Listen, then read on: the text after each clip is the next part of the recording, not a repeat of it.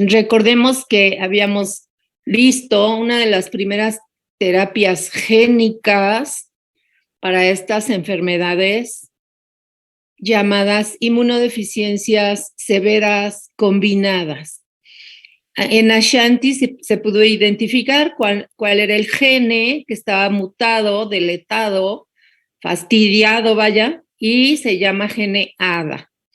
Esta revista, que es de ciencia, pero vamos a decir divulgación científica, no es una revista científica 100%, es más bien de divulgación, se llama Scientific American y apareció en septiembre del 95. También existían traducciones en México, en España, en muchísimos idiomas y bueno, eran anécdotas de una niña que ya llevaba 5 años con esta terapia y se estaba evaluando el éxito. Se pudo incorporar a las células de Ashanti, pero después de eso, pues hemos tenido más. Esta es la terapia génica. Ustedes que están llevando ahorita genética, pues entenderán, ¿verdad? Que hay que aislar el gen normal o bueno o sano e incorporarlo en un vector, que en este caso es de un retrovirus, que solamente va a servir de portador, y posteriormente eso se va a inyectar a modo de que se incorpore ese gen sano en la célula que estaba carente del mismo. Y también les puse esta fotografía en donde se ven los reportes, pues también vamos a decir, de periódico populares, para que pues el promedio de las familias pues se puedan enterar cómo pues la ciencia va avanzando poco a poco. Y aquí la terapia génica consiste en identificar al gene. Bueno, muy bien. Pasamos a los desórdenes o alteraciones o inmunodeficiencias que tienen que ver con la respuesta innata. Y aquí vemos, digamos, las enfermedades del punto 4 y del punto 5. Las enfermedades por disfunción en fagocitosis, hay varias, pero nosotros cuando vimos esto de defectos en fagocitosis ya la mencionamos. Se llamaba enfermedad granulomatosa crónica. Y por último, el grupo de deficiencias en el complemento. Ok, entonces en enfermedades por disfunción fagocítica podemos tener también una lista, que en este caso también es parcial. Aquí no están enumerados todos los síndromes posibles, pero sí los más importantes, y hasta arriba siempre les pongo el que es el clásico de cada grupo, y en este caso el que acabo de mencionar, es la EGC, enfermedad granulomatosa crónica. En este caso, pues vamos a repasar vamos a repasar esa y la deficiencia en la glucosa 6-fosfato deshidrogenasa, y el síndrome de Chebyak-Higashi. Además, existen otras deficiencias en otras enzimas, como lo es en la mieloperoxidasa o deficiencia en los gránulos de las células fagocíticas, etcétera. Hay diferentes defectos e inclusive hay síndromes periodontales. Esto le atañe a los dentistas, pero muchas veces le atañe a nuestra boca, entonces también ahí tenemos unas disfunciones a nivel encías. Este es el niño con enfermedad granulomatosa crónica y vean ustedes cómo tiene erupciones, pero tiene lesiones que no cicatrizan, tiene continuamente infecciones, muchas veces son de las que las mamás se quejan que porque es el área del pañal, ¿no? Entonces, aparentemente, su pipí es la que está haciendo que todo el tiempo tenga estas lesiones. Se tienen que usar muchas pomadas de manera normal, pero hay que distinguir cuando un niño tiene enfermedades o más bien lesiones por infecciones que no puede resolver. Y de esta manera se puede identificar que el gen que está dañado, ausente, mutado, deletado, va a ser el gene de la enzima NADPH oxidasa.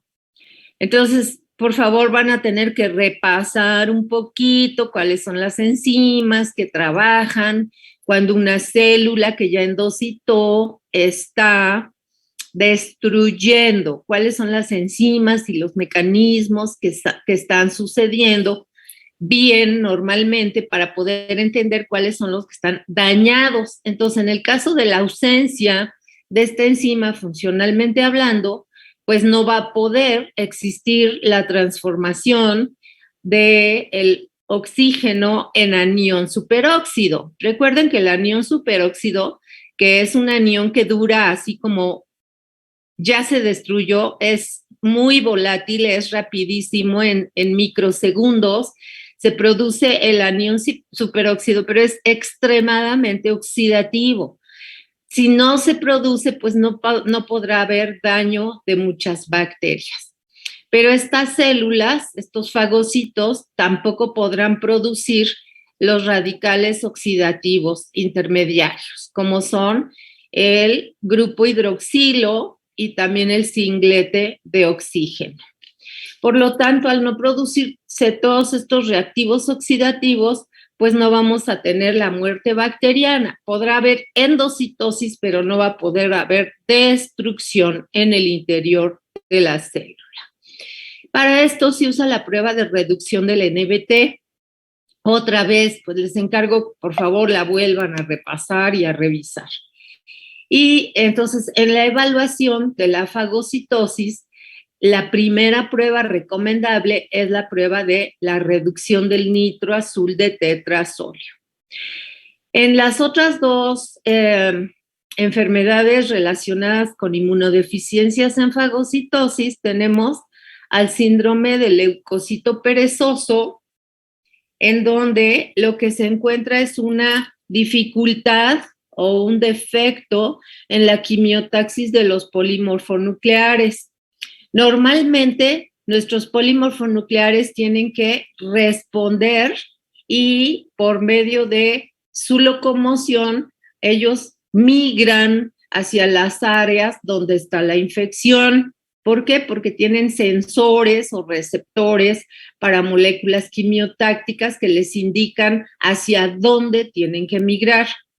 Pero cuando tenemos estos defectos en quimiotaxis, ya sea por falta de receptores de estos, normalmente son citocinas y quimiosinas, pues vamos a tener que las células no salen de los vasos sanguíneos y no acuden, por lo cual vamos a tener una deficiencia en la inflamación, pero eso está denotando una deficiencia en la inmunidad innata en este caso. Y en el síndrome de Chediak-Higashi, también el problema está en los polimorfonucleares que, a pesar de tener lisosomas gigantes que pueden ser vistos y identificados microscópicamente, estos lisosomas no funcionan porque no se pueden fusionar con el fagosoma. Entonces, si no hay fusión fagosoma-lisosoma, pues tampoco va a haber acceso para que los microbios puedan recibir los impulsos, ya sea de radicales o de enzimas que los van a destruir. En estos casos se ha podido tener cierto éxito al hacer trasplantes de médula ósea. Cuando yo les pongo MO mayúscula, es médula ósea. Cuando yo les pongo MO minúscula, son microorganismos, pero pienso que ya se dieron cuenta a estas alturas. Entonces, para la evaluación de problemas en la fagocitosis, las pruebas inmunológicas que se tienen que hacer en un laboratorio son la cuenta diferencial de leucocitos. Muchas veces desde ahí se da uno cuenta que los neutrófilos van a estar bajitos en el número, en la sangre periférica. Pero la prueba más importante es la de función. Una cosa es número de células y otra cosa es evaluación de la función. La función fagocítica se evalúa por medio de la prueba llamada reducción de nitroazul de tetrasolio o la prueba del NBT, ¿ok? Entonces, cuando ustedes la hacen en el laboratorio, se ve que la ingestión de las levaduras además se va a teñir de azul, porque el azul de tetrasolio, que originalmente era amarillo, se reduce dándonos un color azul. Y esta reducción también se puede cuantificar. Nosotros en el laboratorio la hacemos cualitativa y simplemente vemos a las levaduras azules adentro de los fagocitos y hacemos una aproximación de positiva, positiva, azul, sí, sí o no. Y todos pues dan positivo. Todos ustedes tienen una buena fagocitosis a través de sus propios polimorfos nucleares. Y existe otra prueba más en los laboratorios clínicos que nos ayuda a entender cuál es el metabolismo del fagocito. Y esta prueba, que ya se hace con equipo muy moderno, se llama quimioluminiscencia. En vez de utilizar anticuerpos contra algún marcador específico de la célula, lo que hacen es anticuerpos quimioluminiscentes marcados con luminol a modo de poder ver.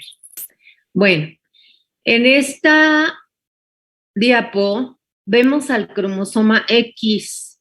Ven ustedes cómo el chiquillo tiene lesiones en la frente, lesiones en la nariz, en su piel, y toda la vida sigue con esas lesiones, no tiene como curación, o sea, por más que le aplican antibióticos, lo limpian, lo atienden o inclusive pomadas, estos niños siempre tienen ese tipo de lastimadas, de laceraciones en su piel. Pero vean cómo en el cromosoma X hay una gran cantidad de segmentos génicos que pueden estar afectados. Este cromosoma aquí está dividido en el brazo corto, que se llama petit, está arriba, y el brazo largo, que se llama Q.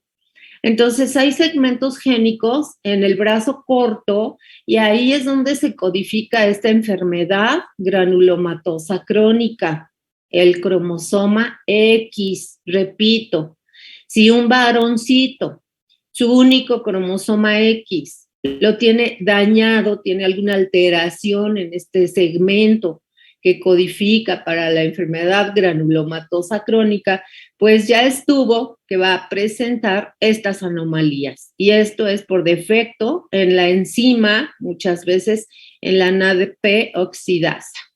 Pero también en este cromosoma se codifica el síndrome de Wiskott-Aldrich, que habíamos visto que participaba en las inmunodeficiencias de linfocitos, tanto T y B. La de ahorita es por fagocitos, vean la diferencia. Wiskott-Aldrich es por linfocitos. Y luego tenemos en el brazo largo los segmentos donde se codifican las alteraciones en la inmunodeficiencia severa combinada o el niño de la burbuja.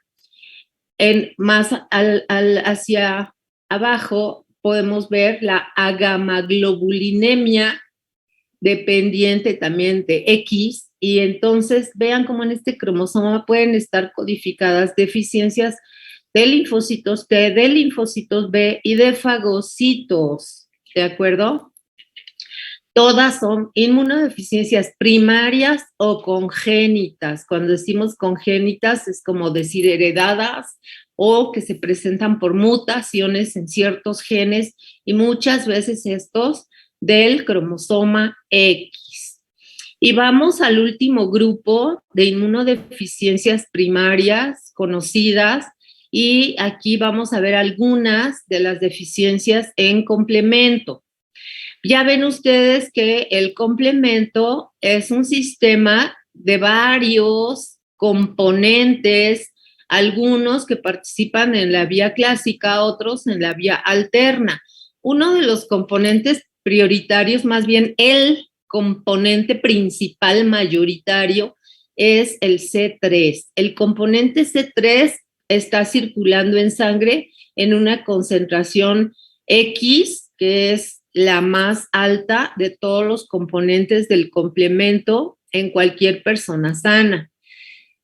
Eso es el primer componente que se estudia, es el primero que se sospecha que puede estar afectado, que puede estar disminuido en su concentración. Pero también podemos tener deficiencias en los componentes terminales. ¿Cuáles son los componentes terminales del sistema de complemento, los que van a participar en el MAC? Desde C5 a C9. Bien, y también se pueden encontrar deficiencias en los factores que regulan al complemento. Son los factores reguladores o inhibidores naturales que cada uno existe para ir controlando cada uno de los pasos de la cascada de activación de complemento. Entre ellos tenemos el angioedema hereditario. El angioedema hereditario lo vimos cuando vimos complemento, y aquí teníamos una fotografía de un niño que tenía toda su cara edematosa, es decir, hinchada, inflamada. Y también existen deficiencias del receptor de C3b, que también se conoce como CR3. Bueno, entre las posibles inmunodeficiencias en complemento, podemos tener deficiencias de cada uno de los componentes, es decir, puede existir deficiencia en C1Q, deficiencia en C2, deficiencia en C4, deficiencia en C5, pero la más importante es la deficiencia en C3. ¿Por qué? Porque es la mayoritaria. Acuérdense que es el componente termolábil, más termolábil que todos los demás. La deficiencia en C3 lo que va a producir es una mayor sensibilidad o susceptibilidad a contraer infecciones bacterianas. Y aunque existan anticuerpos, esa respuesta inmune humoral, a veces no son opsonizantes los anticuerpos por sí solos, entonces no permiten que haya ingestión fagocítica y por lo tanto tampoco va a haber fijación de complemento o va a estar muy disminuida. También pueden existir deficiencias selectivas de C1, de C4, y estas más se van a asociar con algunos síndromes como el lupus eritematoso sistémico. Vean, esto no quiere decir que la deficiencia de C1 o de C4 provoque el lupus eritematoso sistémico. Esta es una enfermedad autoinmune de origen también genético, pero en principio influenciada por factores hormonales y por factores ambientales y alimenticios. El lupus es una enfermedad autoinmune. Por definición, las enfermedades autoinmunes no se conoce su origen, no se sabe cómo inician. Entonces, aquí nada más tenemos una asociación. No es que porque tengo el C1 bajo me va a dar lupus, no. No es que si ya tengo lupus, es porque tengo el C4 bajo, tampoco. Simplemente hay ciertas asociaciones. Entonces, no es causa-efecto en este caso. También podemos tener deficiencias en C2 y se ve que esto sí está correlacionado con un aumento en las susceptibilidades hacia algunas septicemias provocadas por Haemophilus influenzae en la infancia. Es decir, muchos niños que tienen septicemias por este germen, por esta bacteria, se ha visto que tienen deficiencia en C2. Entonces, hay una relación directa, una proporción entre la participación de C2 para poder controlar este tipo de septicemias. Y tenemos otra asociación en donde la Neisseria gonorrea, que causa meningitis, también puede asociarse con una disminución en los componentes C5, C6 y C7. La deficiencia en estos componentes, que son los componentes del MAC, va a incrementar la susceptibilidad hacia infecciones por Neisseria. Entonces, cuando un médico, por ejemplo, un pediatra clínico, ve a un niño que está inféctese continuamente con Neisseria, ¿qué le va a mandar o qué le va a pedir que le hagan en el laboratorio?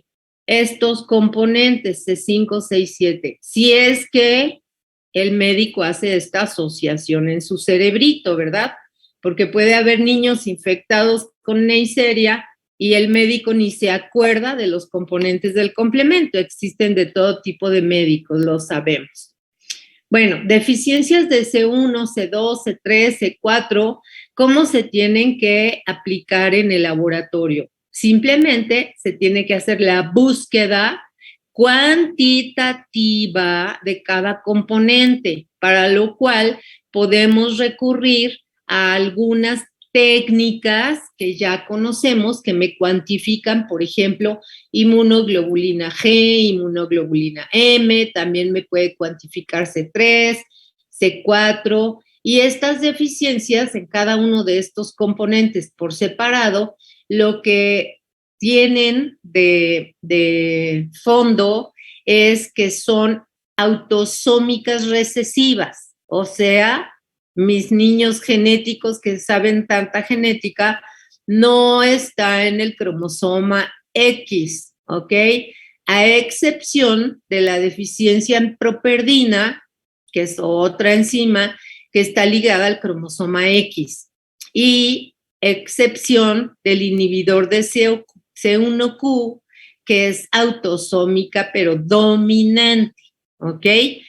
¿Cuál es el tratamiento cuando tenemos estas deficiencias que casi siempre están en niños? Van a ser antibióticos y antimicóticos. Muchas veces sus infecciones no solamente son bacterianas, pueden ser por hongos también. Y hay una asociación de alto riesgo de enfermedades autoinmunes en estos pequeños. Aquí tenemos la fotografía de nuestro amiguito, que ya lo habíamos revisado, que tiene el angioedema. Vean cómo toda su cara, sus labios, sus párpados están inflamados.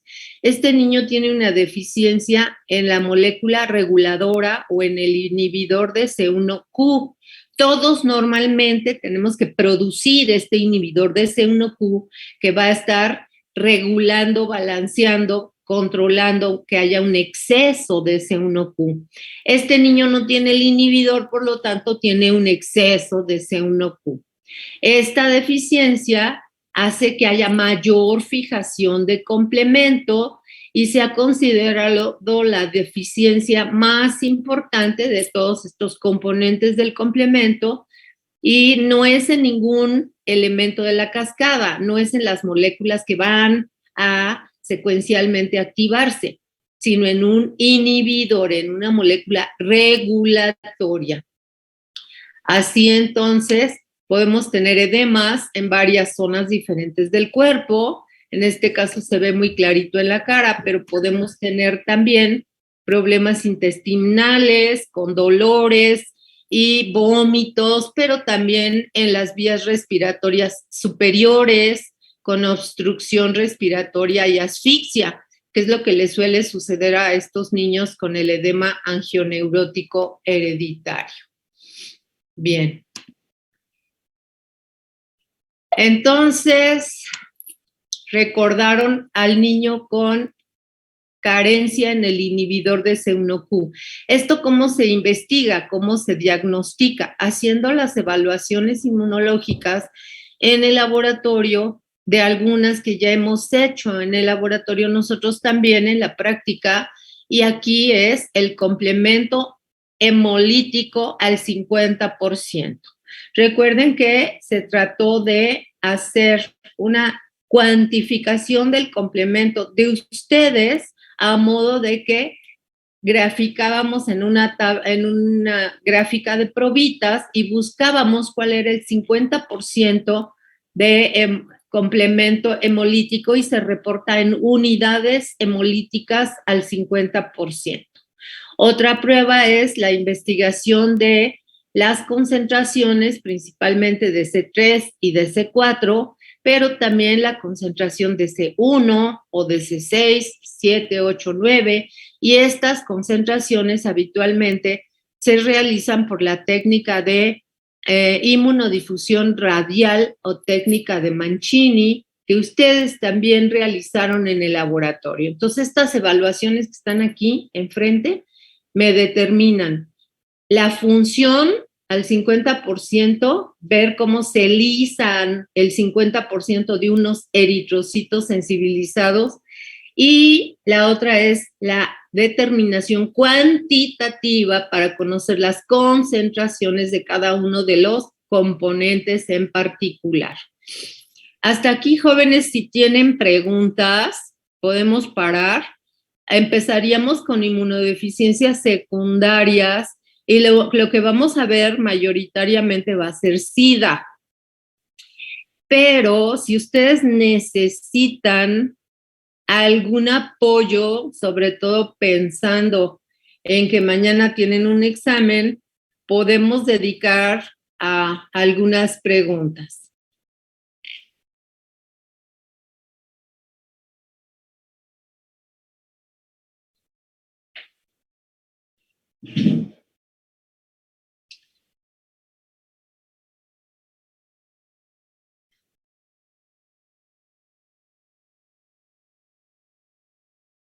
Se me hace que estoy hablando solita, nadie me escucha.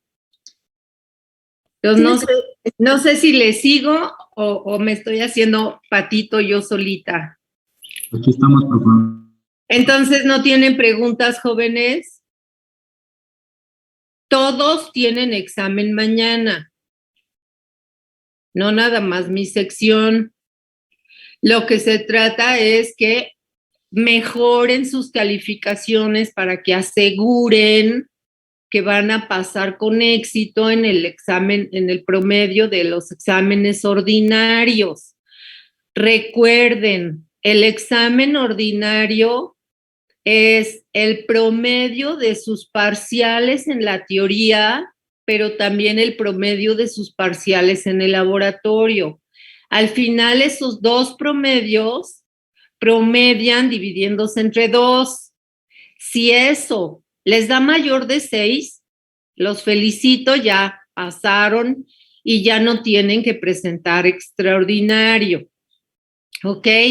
Entonces, pongan mucha atención. No quiero, ya se los externé ayer a los de mi sección, no quiero que se tengan que presentar al extraordinario, porque es muchísima información. Es todo lo de laboratorio, aunque crean que lo hayan pasado, eso ya no va a contar. Y es todo lo de teoría de todo el semestre. Entonces, bueno, como algunos ya despertaron, por ahí me dijeron que sí me están oyendo, pues le voy a seguir. Las inmunodeficiencias secundarias no son aquellas que están marcadas por alguna anomalía de lesión, mutación, alteración genética, sino que se adquieren. Las inmunodeficiencias secundarias también son conocidas como adquiridas. Las primeras eran congénitas, primarias o congénitas, y secundarias o adquiridas. Hay varias y pueden afectarnos tanto a linfocitos B, a linfocitos T, a fagocitos o a complemento. Esta es la clasificación dependiendo de cuál es la célula o el sistema afectado. Y lo mismo vimos para las primarias. ¿Cuáles son los sitios que pueden resultar afectados? Vías aéreas, piel, tracto gastrointestinal, sistema nervioso central, inespecíficos, pulmones, etcétera. Y los casos clínicos me van a dar los nombres de las enfermedades o síndromes, y bueno, también podemos tener una agamaglobulinemia que sea adquirida y por lo tanto va a ser transitoria. Y eso es cuando en una persona hay una baja de sus gamma globulinas a menos de 200 miligramos por decilitro. También pueden existir hipogama globulinemias cuando hay menos de 500 miligramos por decilitro. Esto obliga a la cuantificación de las inmunoglobulinas en el suero. También se puede encontrar deficiencia de IgA por cuantificación por inmunodifusión radial, a inmunodeficiencia con hiper-IgM, o podemos tener aplasias o hipoplasias tímicas, candidiasis mucocutánea. Ya vimos que la candidiasis o candidiosis, que está muy de moda cambiar palabras ahora, es debida a que la respuesta inmune celular, es decir, de los linfocitos T, va a estar disminuida. Entonces podemos tener muy diferentes casos clínicos y me ejemplifican un déficit de C3, un déficit en componentes terminales.